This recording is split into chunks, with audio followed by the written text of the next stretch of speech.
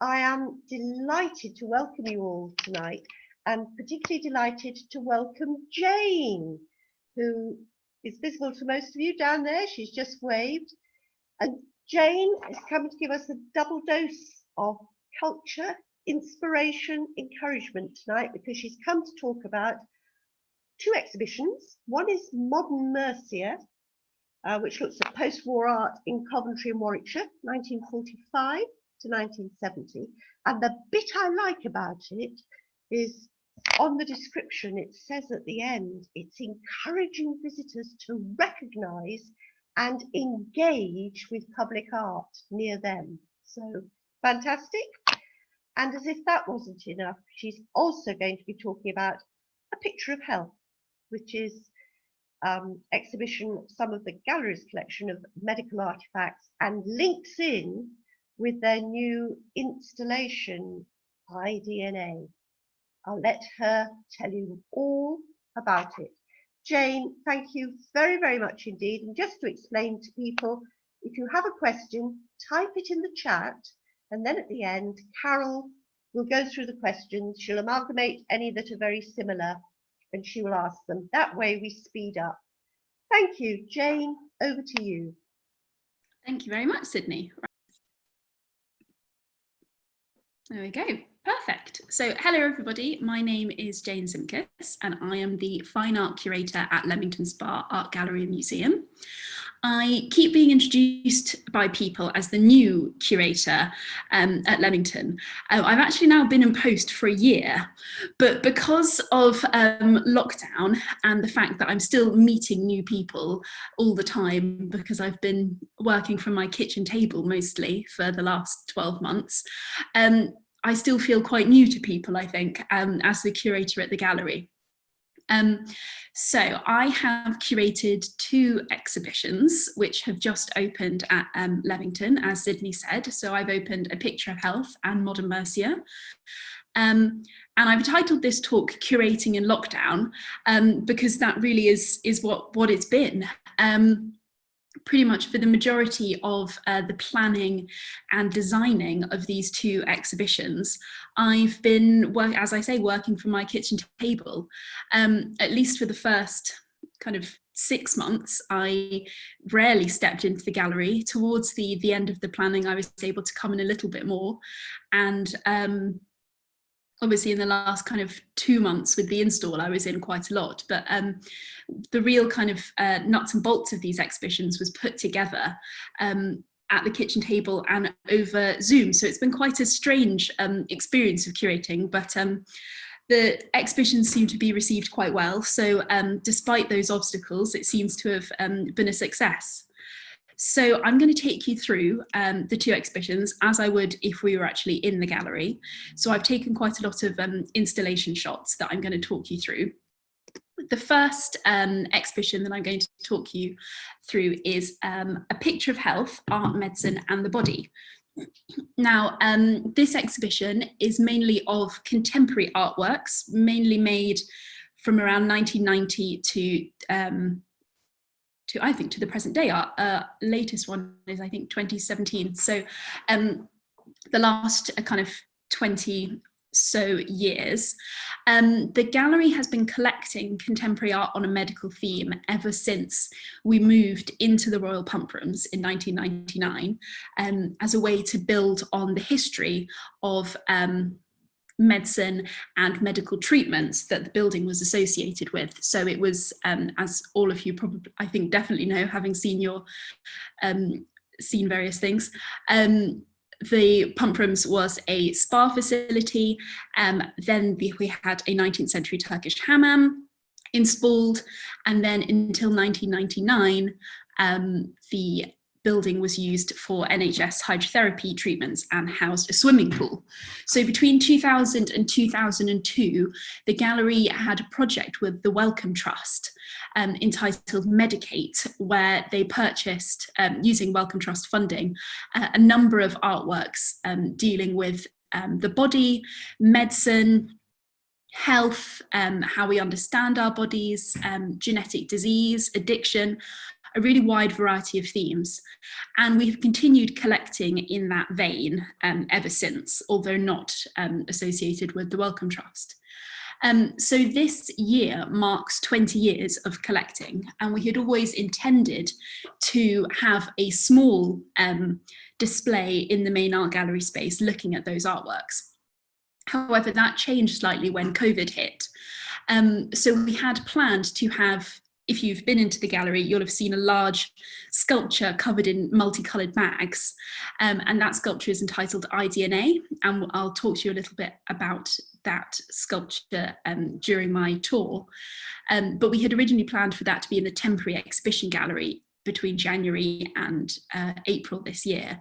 But because the gallery was in complete lockdown, we weren't able to do that exhibition. So instead of just cancelling it outright, we decided that we would like to try and show at least part of it in the main gallery. So we planned to move the sculpture into the main gallery. And once we'd done that, we thought actually it would be quite an powerful exhibition to rehang the entire gallery with medical artworks, as we hadn't really done that properly since the Medicaid project in 2000, when there was another kind of medical takeover. So that's the kind of origin story of Picture of Health, and I'll talk you through some of my favourite or the artworks that I find most interesting that we've got on display. So everything I'm going to show you today in the Picture of Health exhibition is part of Leamington Spa Art Gallery Museum's collection. So we don't have any loans in this section. So when you come into the gallery, the first thing you'll see, I don't know if you can see my cursor when I'm circling things. Hopefully you can. But you'll see a Pump Rooms plan, the ground floor plan by William Cobbing. And that really sets the scene of the exhibition. It's a plan of the pump rooms that's got a pair of lungs and a heart kind of enmeshed in it, or kind of overlaid.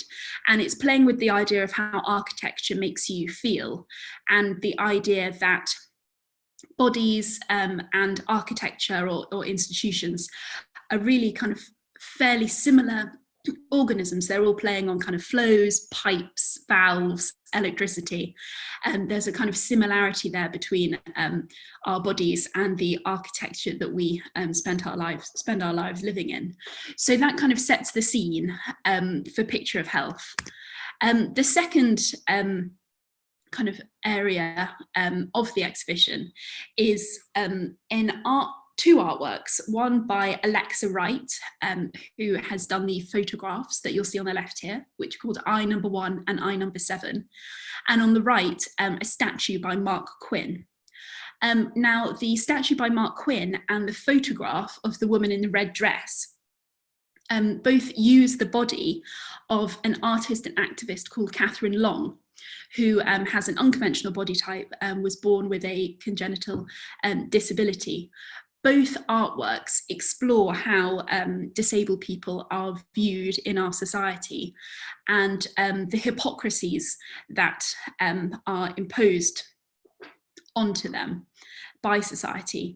So both Alexa Wright and Mark Quinn are asking the question in these works, why do we see unconventional body types, kind of fragmented body types in art, particularly in Greek statuary, as beautiful, as being the kind of ideal of human beauty?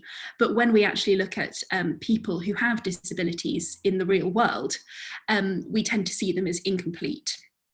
So both of these artworks are kind of trying to challenge the preconceptions, the societal preconceptions of the viewer. The statue by by Mark Quinn of Catherine Long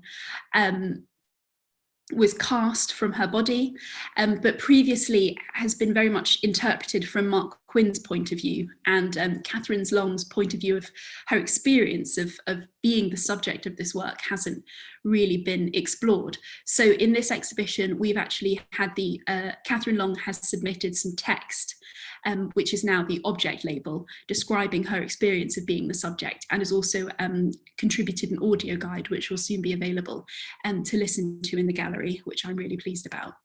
The works on the left by Alexa Wright, I'll just tell you a little bit about those. Those are quite interesting and difficult images, they basically they're created where Alexa Wright superimposes her face onto the body of 8 people that she's working with congenital disabilities.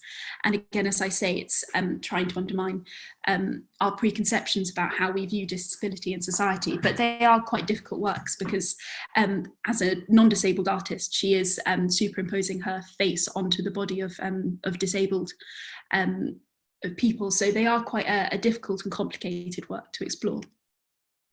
And Alexa has also contributed an audio guide to help visitors explore those kind of complicated issues. So within Picture of Health, we also have a small display which I have curated, which is called Picturing the Doctor. And it's the kind of only part of the gallery where we've got non-contemporary artworks on display, but they're still all in the collection. And the display explores how images of the Doctor have changed over time in relation to our kind of understandings about medicine and healthcare.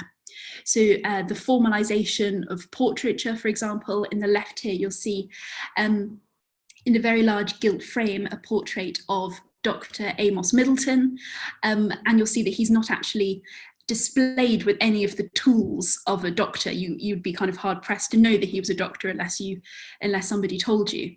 And that kind of taps into the Victorian idea of the man of letters and wanting to show yourself as an intellectual and a scientific person rather than necessarily a hands-on doctor. So this display looks at the way we can understand the kind of prevailing attitudes towards medicine and healthcare professionals through the images that were made of them. As you go through the gallery, we have several works looking at the impact of genetic disease, and 2 of them are here. On the right-hand side, this large painting, which was previously on display in the main gallery, is by Mark Francis, and it's called Replicator. And it's a zoomed-in photograph of chromosomes, of a chromosome.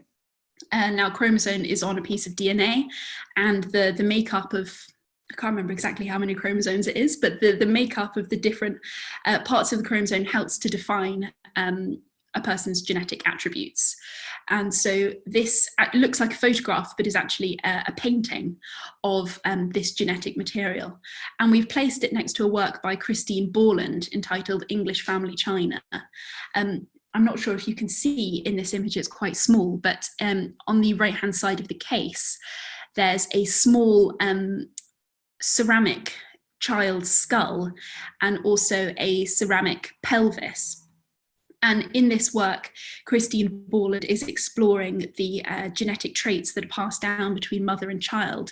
And she's fashioned these ceramic items out of bone china clay and has then imprinted them with the kind of patterns that you would see on an 18th century dinner service. And so she's exploring this notion of just how in a dinner service, different items, for example, a teacup and a teapot are different, serve slightly different functions. They're still connected often by the same pattern and the fact that they all came from the same factory. So she's playing with this idea of inheritance and genetic traits. If I go through a little bit further, we get to iDNA, which is an unmissable element of the exhibition. It's an extremely large sculpture, if you've managed to get to the gallery and see it.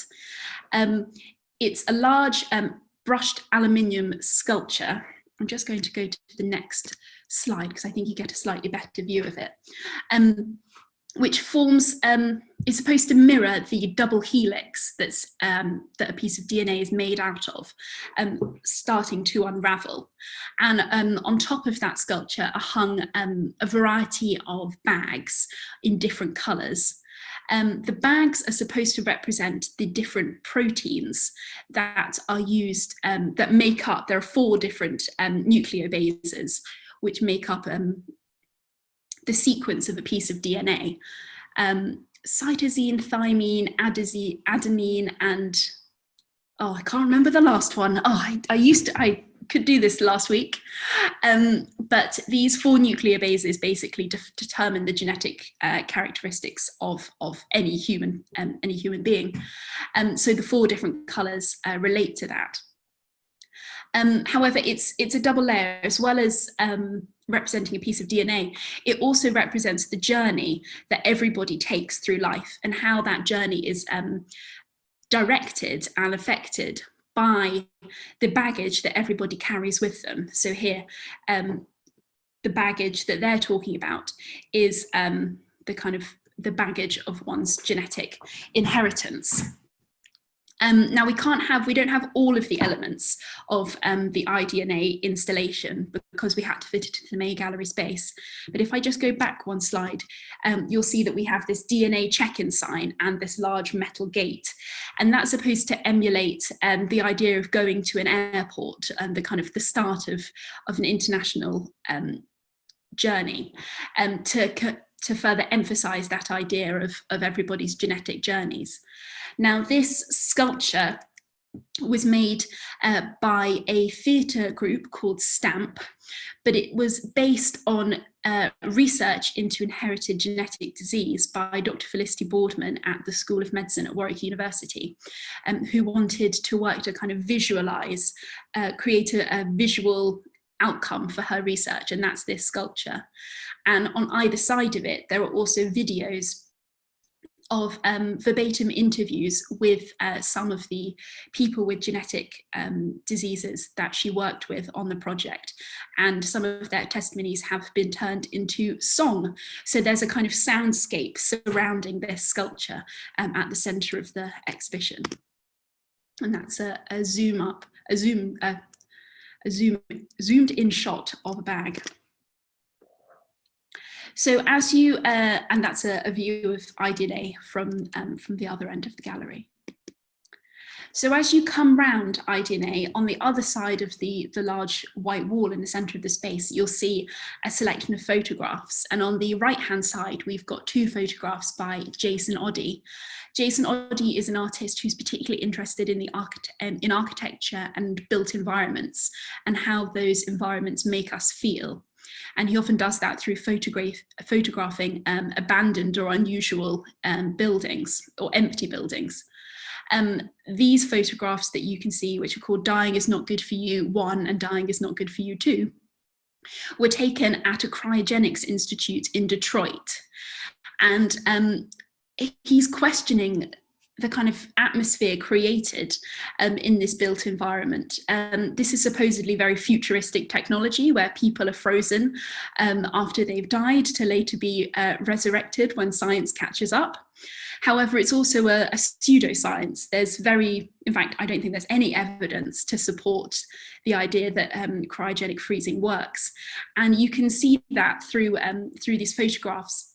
On the left-hand side, the large white cylinder is supposed to contain up to 10 human bodies frozen.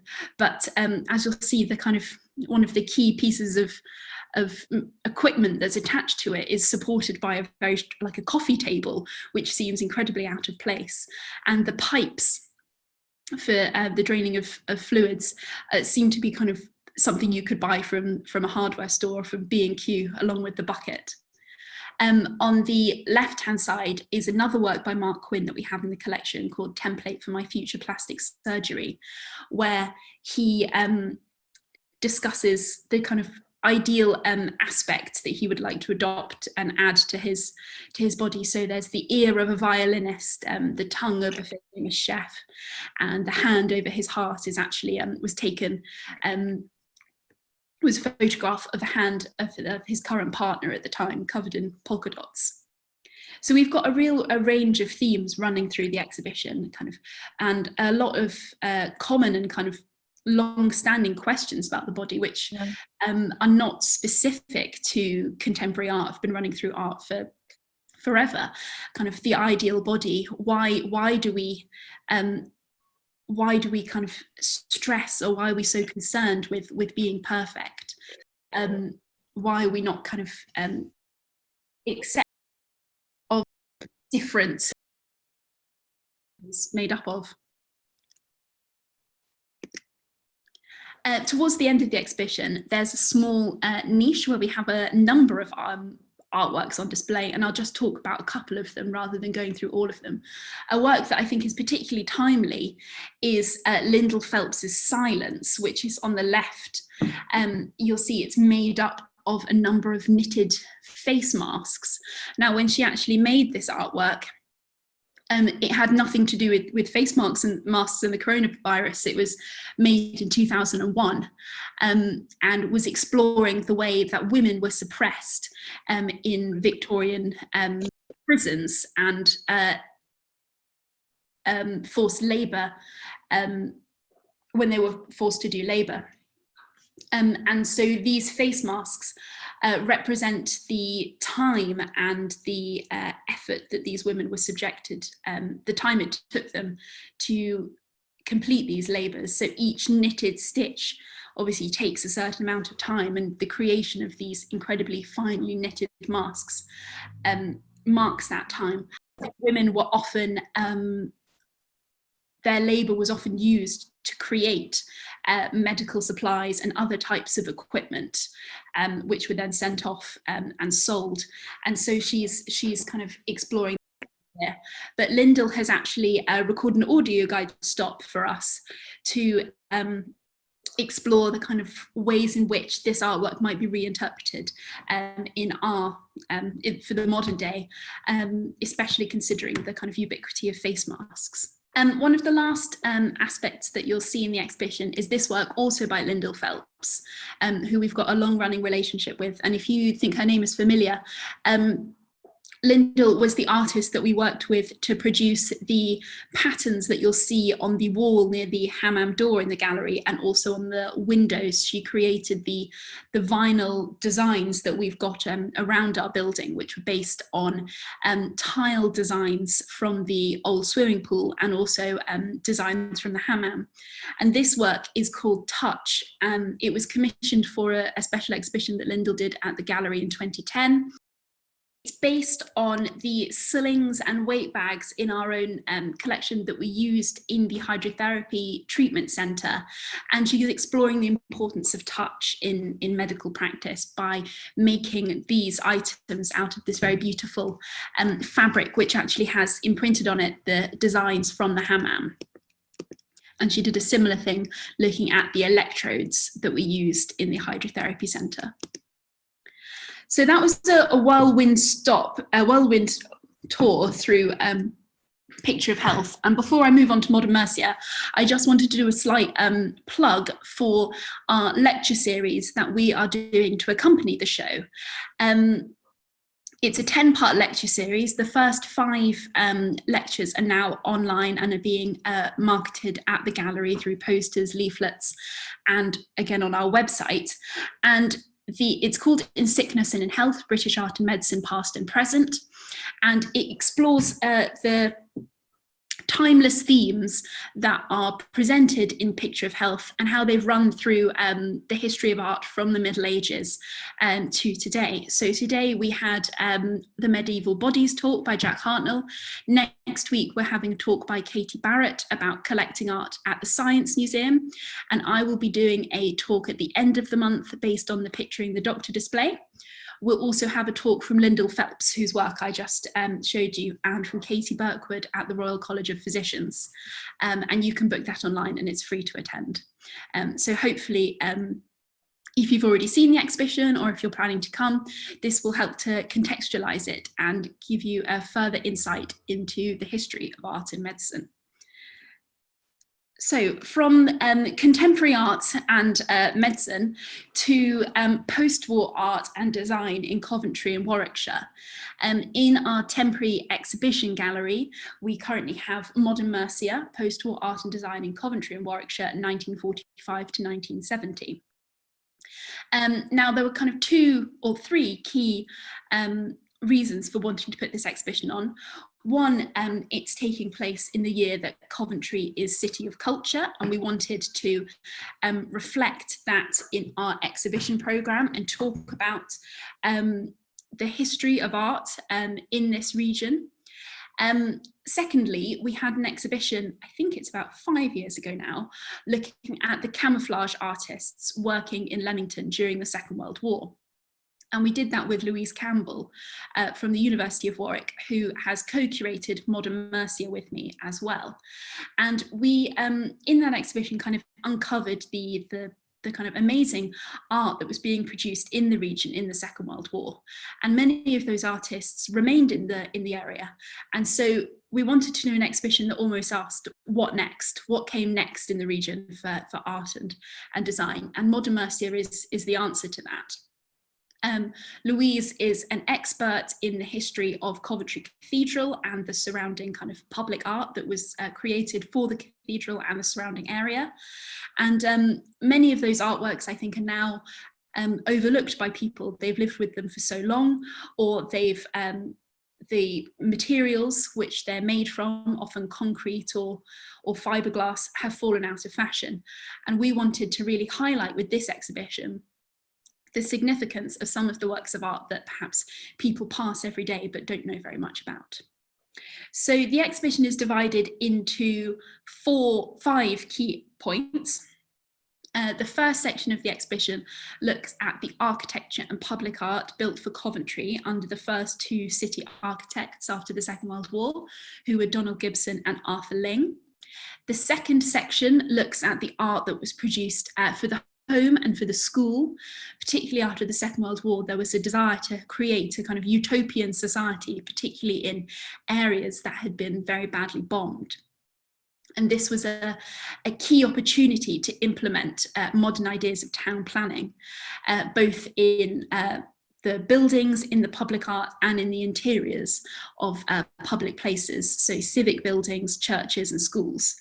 The third section looks at modern churches and the art and architecture that was commissioned for those, looking at Coventry Cathedral, but also some surrounding churches, some in Leamington, like Our Lady in Lillington, and also the Church of St Oswald's. The final section looks at kind of local artists and working in the region, and is particularly built on a strong collection of work by Dick Hosking and Alma Ramsey Hosking, which we have in the collection, and explores the kind of styles that they were using during the period to create artworks. So I'm going to just take you on a whistle-stop tour through the key themes. And then hopefully you can come to the exhibition and see them in slightly more depth for yourself. So the first section of the exhibition looks at the buildings, as I've said, that were created in Coventry. In the centre here, you'll see this gentleman, Donald Gibson.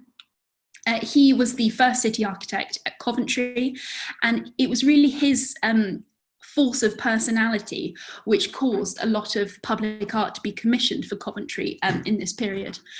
He was very keen on the importance of allying architecture with art and producing kind of a harmonious relationship between architecture and art, and he commissioned a large number of murals and freestanding sculptures for the buildings that he brought into, that he created or planned in the centre of Coventry. Now these buildings were designed by a number of people, one of whom was James Brown, and if you look at the bottom of the left-hand side of the screen, you can see a design that he did for Coventry swimming baths, and above that a drawing of the Royal Spa Centre, and you can see kind of immediately the styles which I think everyone will be familiar with from the 50s, 60s and 70s that were being taken up by modern architects at the time.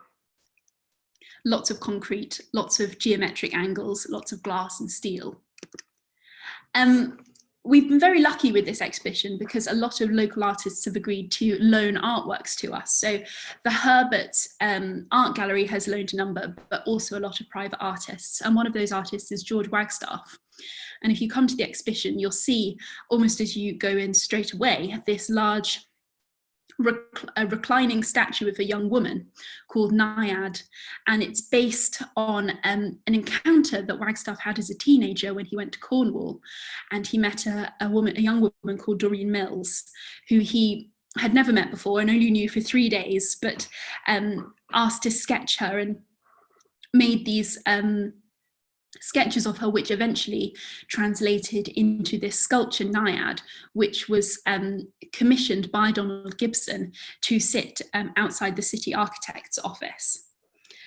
I've always thought that it's a beautiful sculpture, but I wonder in 1950s Britain if she really was nude on a Cornish beach. I think she might have got a little chilly.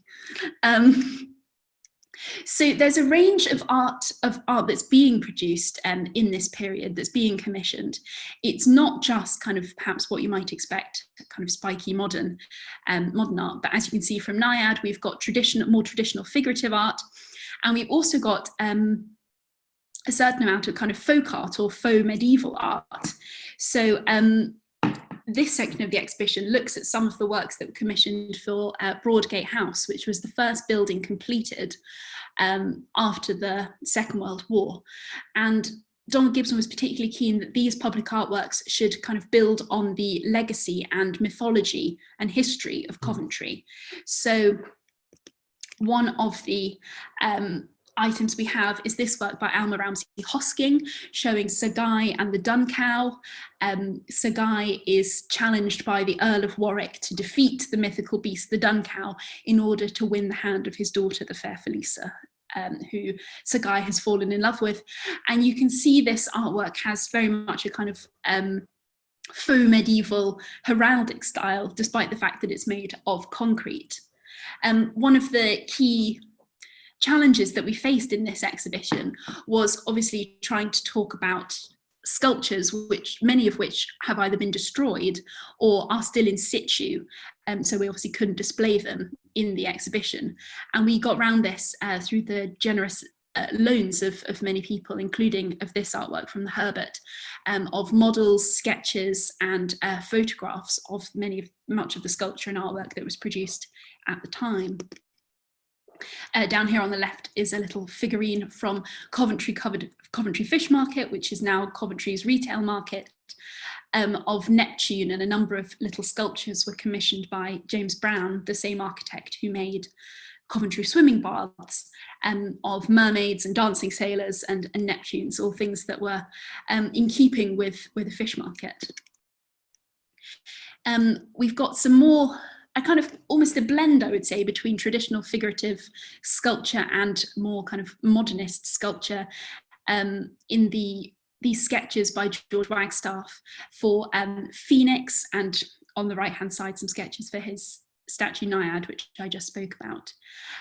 Phoenix is a particularly interesting sculpture in terms of what it reveals about tensions at the time.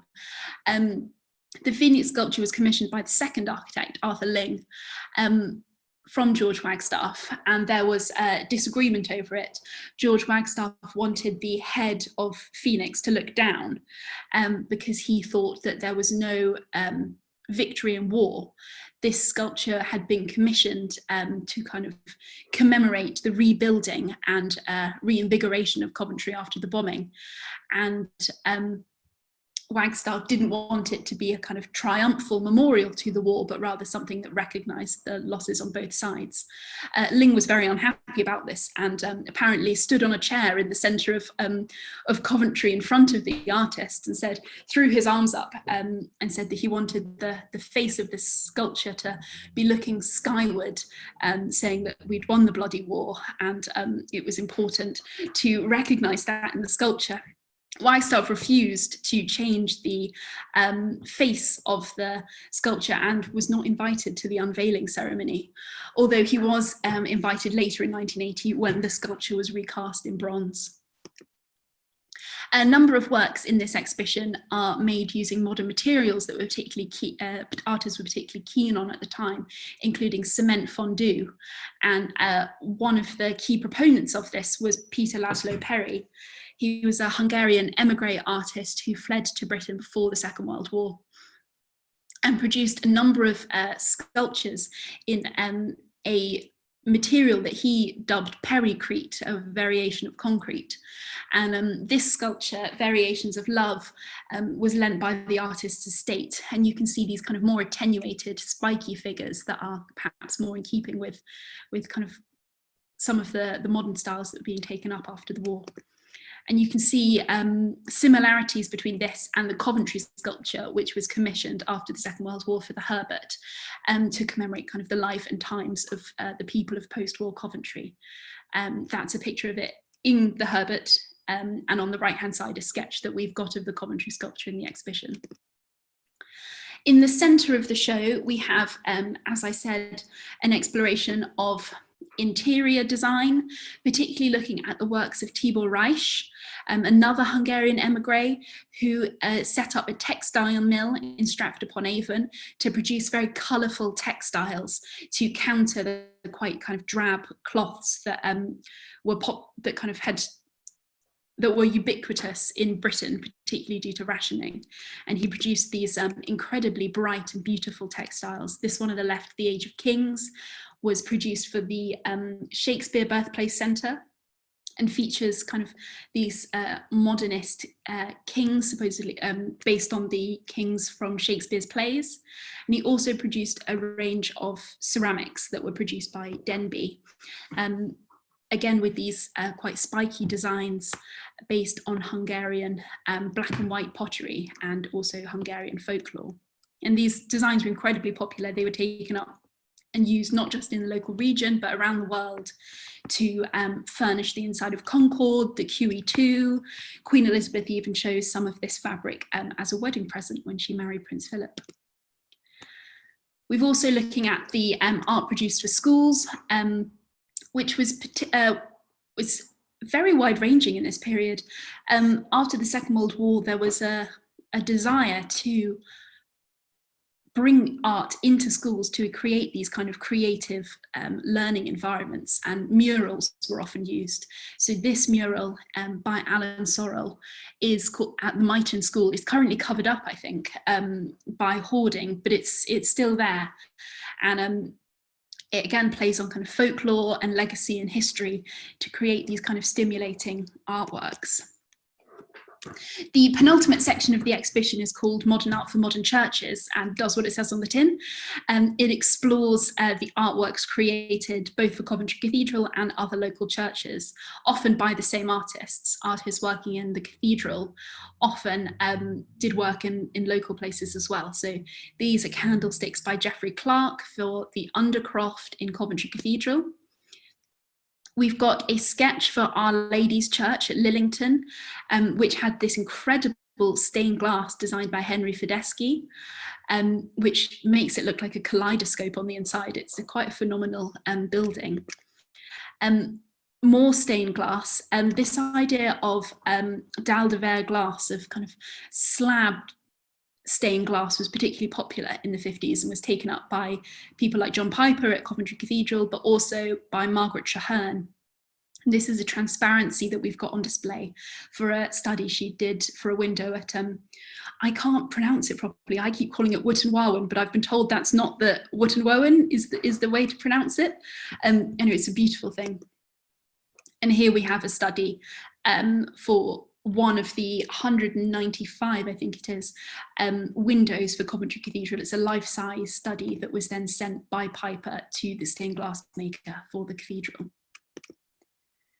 The last section of the exhibition looks at local artists, particularly Dick Hosking and Alma Ramsey Hosking. Dick Hosking was the director, the principal of Coventry College of Art in the 50s, and his wife Alma Ramsey was a sculptor.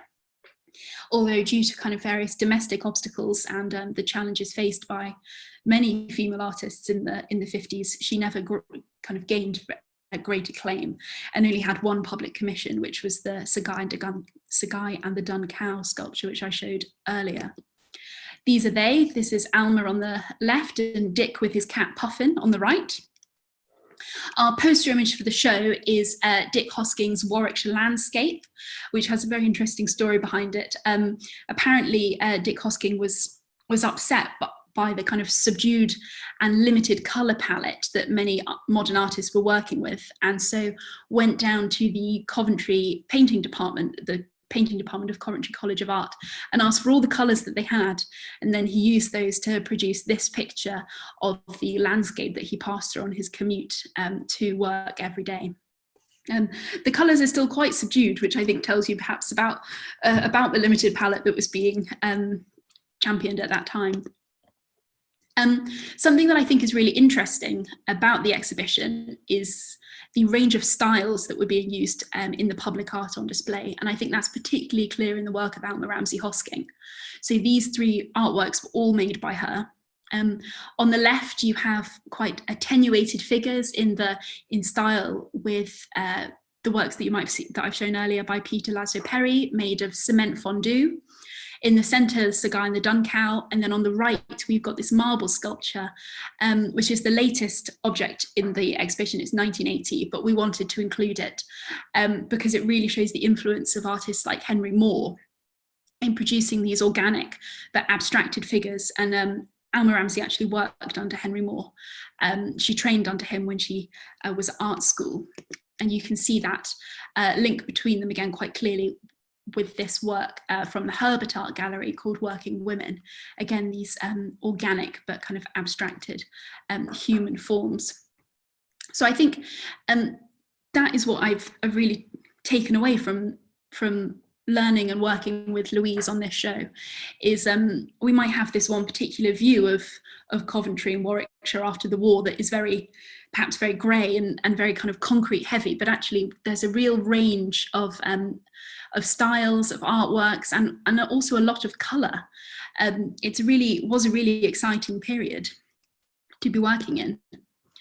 The final part of the exhibition looks slightly to the future, so after 1970. So there was an economic downturn in Coventry, and also just a change in kind of attitudes towards public art and sculpture that kind of saw figurative sculpture and the eclectic styles that we've looked at today slightly fall by the wayside, and large abstract monumental sculpture taken up more widely.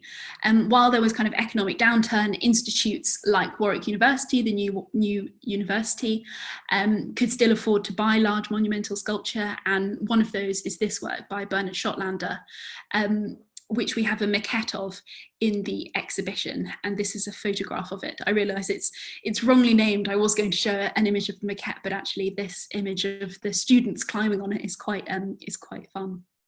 And next to it, a proposal that never happened, a sculpture that never happened, but a proposal by Tim Threlfall, who worked at Coventry College of Art, for a large monumental sculpture that would go over the M1, that was only 10 years old at the time, would have been a gateway to the north.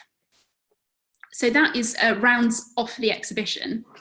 I just wanted to say before we go to questions, I think I'm on time a little bit over, sorry Sydney, that again, you can come to the gallery between Thursday and Sunday. At the moment, we're doing limited opening hours, so between 10 and 12 and 1 and 3, Thursday, Friday, Saturday and Sunday.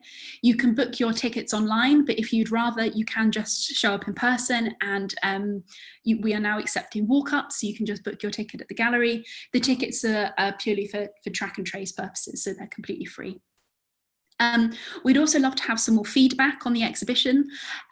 So if you have visited or are planning to visit soon, it would be great to have feedback about your experience. So you can email me at jane.simkis@warwickdc.gov.uk. If you forget that email, I'm sure Carol can pass it on to you as well. And one more event that we're hosting. On the 26th of June, we'll be hosting an online study day. It runs from 10:30 till 3:30, sorry, with an hour break for lunch. But please, if you can't dedicate a whole 4 hours to a study day, feel free to just drop in for a particular lecture. The schedule is going to be up soon. We've got a range of speakers. I'll be talking about the making of the exhibition with Louise Campbell, so we'll be in conversation. Sam Reich, who is the grandson of Tibor Reich and now has relaunched Tibor Limited as a kind of to its former glory, the textile company that his grandfather set up, will be talking.